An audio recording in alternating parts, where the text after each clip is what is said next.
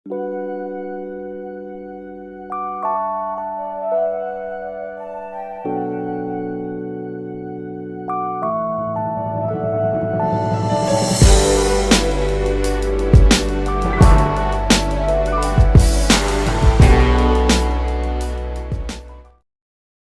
tribun sebelah barat ada Linsin sedang menonton ujian babak pertama. By the way, Linsin sudah berada di kesatria tingkat 5 coy. Pada umumnya, kesatria tingkat 5 harus bisa melewati 2 babak pertama.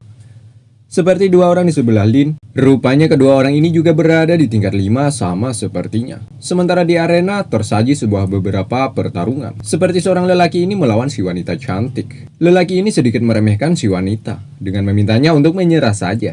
Tapi lihatlah, pada akhirnya si lelaki langsung terpongkang.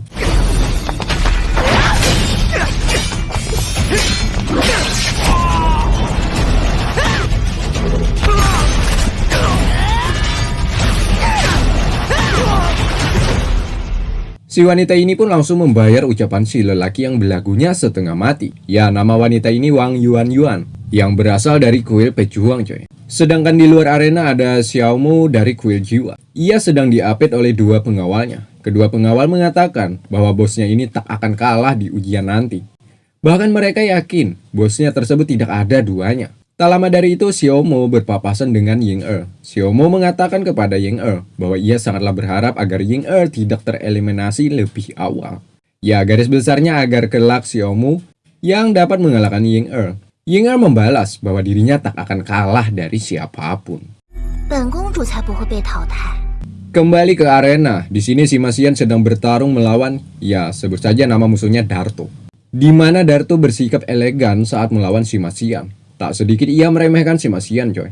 Tapi lihatlah semua mata tertuju ke arena. Dengan kekuatannya Sima Xian menghancurkan pilar. Hal itu dianggap telah melanggar aturan. Namun pada sejatinya aturan tersebut hanyalah sebuah kata-kata samar. Alias para peserta jangan terlalu berharap terhadap sebuah aturan.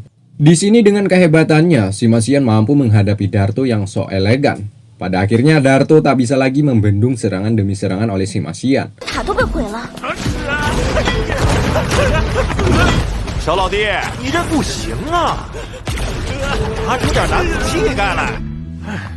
Alhasil Darto meminta kepada panitia penyelenggara untuk mengeliminasi Sima Xian, sebab dirinya telah melanggar sebuah aturan. Tak semudah itu Ferguson. Kenyataannya, atas kemenangan ini Sima Xian dianggap sangatlah luar biasa, sehingga ia lolos langsung ke putaran final. Scene berpindah, tepatnya di puncak kuil. Ada Chen yang sedang menghabiskan waktu sendirian. Kala itu ia masih takjub akan pil yang diberikan oleh Linsin. Berkat pil ini kekuatan Chen bertambah 10 poin. Chen juga berharap dirinya bisa meningkatkan lagi agar berada di kesatria tingkat 5 sebelum ujian berikutnya berlangsung. Tanpa Chen sadari, cincinnya berkedip menandakan Charles datang. Di mana Charles kala itu sedang berjalan mengarah ke tepi kuil.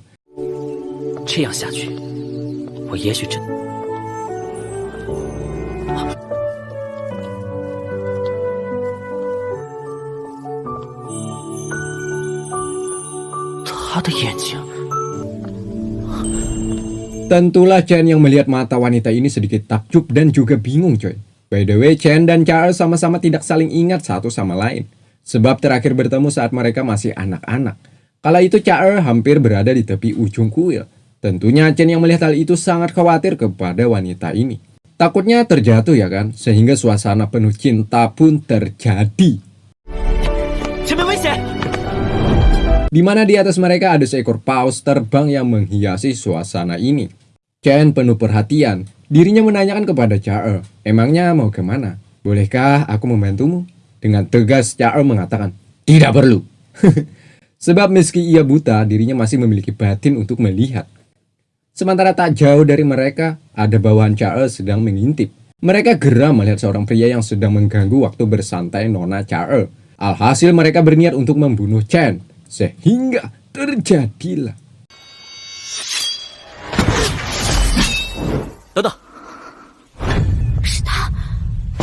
Nah, disinilah Charles tersadar akibat berpapasan dengan tangan Chen yang menggunakan cincin pemberian Charles waktu itu. Sehingga membuat sikap Charles berubah drastis. Yang sebelumnya cuek, sekarang jadi lemah lembut. Di mana Charles menghentakkan tongkat ke lantai, menandakan ia menyuruh bawahannya untuk pergi meninggalkan tempat ini. Meski begitu, beberapa bawahannya ini pun masih menyimpan rasa amarah terhadap Chen, sebab pria asing dianggap telah merusak mood Char. Untuk meyakinkan bahwa itu pria yang ditemui Char waktu dulu, ia meminta kepada Chen untuk mengantarnya ke sebuah tempat. Sekali lagi bawahannya yang mendengar Char berucap seperti itu, sungguh-sungguh sangat tidak percaya, sebab Char tidak pernah bersikap manja seperti ini. Begitupun dengan Chen juga merasakan bahwa aura pembunuh Char seketika hilang begitu saja. Biar nggak kegeeran, Chen menganggap itu hanyalah sebuah halusinasinya. Ya, di sini Chen dan Char sama-sama mengulurkan tangannya. Pada akhirnya Char pun dapat merasakan bahwa ia memang benar pria yang bertemu dengannya dulu, sehingga ingatan masa lalu pun terulang kembali.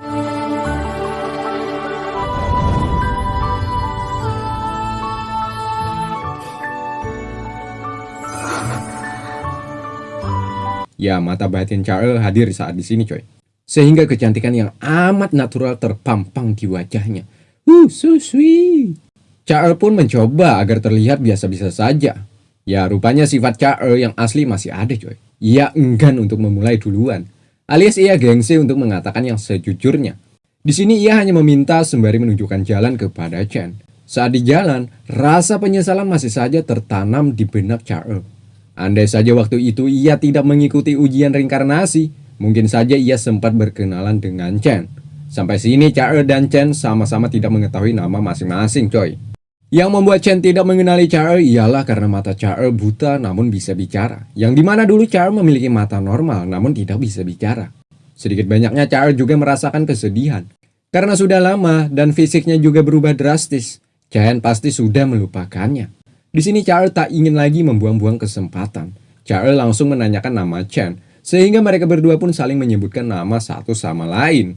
Nina? 我叫彩儿。彩儿？你叫什么名字？我叫龙浩辰。 Kedatangan Char ke sini ada urusan penting, namun sampai sini Mimin belum mendapatkan info yang valid tentang urusannya tersebut. Chen juga menanyakan dengan keadaan begini apakah Char berani, bagaimana dengan ayah, ibu, dan keluarganya. Apakah tidak mencarinya? Hal itu membuat Char sedikit kesal. Bahwasanya sendiri pun ia bisa menjaga diri, sehingga membuat Chen bertanya-tanya lagi. Jangan-jangan Char tidak memiliki keluarga sama sepertinya. Sepanjang perjalanan, Chen dan Char disuguhi akan keharmonisan, coy. Di mana sepasang anak kecil berlarian bermain ke sana kemari. Sedikit banyaknya membuat Char teringat terus akan awal pertemuan mereka. 他眼里的世界是怎样的呢？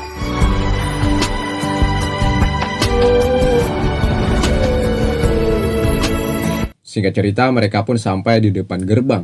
Chen juga merasakan gimana gitu, karena terlalu lama berpegangan tangan dengan Char. Di sini Chen juga menawarkan apakah perlu ia mengantarkan sampai ke dalam.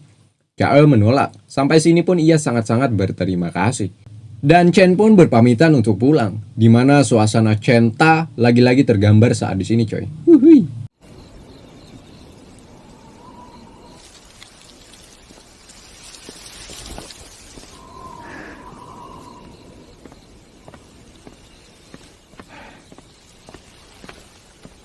Setelah Chen benar-benar pergi, dengan ketukan tongkatnya membuat semua bawahannya hadir. Char bertanya apa yang sudah mereka lihat. Satu bawahannya mengatakan bahwa Char sedang diantar oleh pria asing. Orang itu pun langsung dilempar. Char meminta kepada semuanya bahwa kejadian ini tidak boleh diketahui oleh orang lain. Dengan serentak mereka para bawahannya pun mengatakan, "Siap, Nona." Singkatnya Chen sudah berada di penginapan. Di sini ia teringat kembali dengan raut wajah Char. Bagaimanapun ia harus menjadi lebih kuat lagi, sebab masih banyak orang-orang yang harus dilindungi dan diselamatkan. Sementara tentang pil, guru waktu itu pernah mengatakan bahwa pemberian pil dari Lin Xin sungguhlah di luar nalar. Yang membuat guru sedikit ragu karena ada dua sisi berlawanan, coy. Satu, melihat kualitas pil ini membuat guru sangat kagum akan bakat Lin Xin. Dan yang kedua yang sedikit guru ragu dikarenakan Lin Xin memiliki sebuah rencana, alias hanya memanfaatkan Chen saja. Tapi sudahlah, guru sudah tahu Chen sudah menjadi pria dewasa, sehingga bisa mempelajari mana yang baik dan mana yang buruk. Kemudian Chen melanjutkan kultivasi dengan harapan besok sudah berada di tingkat 5. Namun tak lama dari itu datanglah guru ke hadapan Chen, di mana guru Yehua mengatakan bahwa Lucien berhasil lolos ke tahap berikutnya. Begitupun dengan murid lainnya, guru menganggap tahun ini peserta sangatlah kuat. Tidak ada cara lain selain memberikan sebuah teknik baru kepada Chen dengan harapan Chen menjadi lebih kuat lagi, yakni kekuatan spiritual cair. Dan mereka pun langsung masuk ke proses penyaluran ke dalam pembuluh darah Chen. Namun sayangnya beberapa kali mereka lakukan, Chen tidak mendapatkan hasil terbaik, alias usaha mereka nihil. Meski begitu, mereka berdua terus melakukan hingga benar-benar bisa. 这就是武界，再来！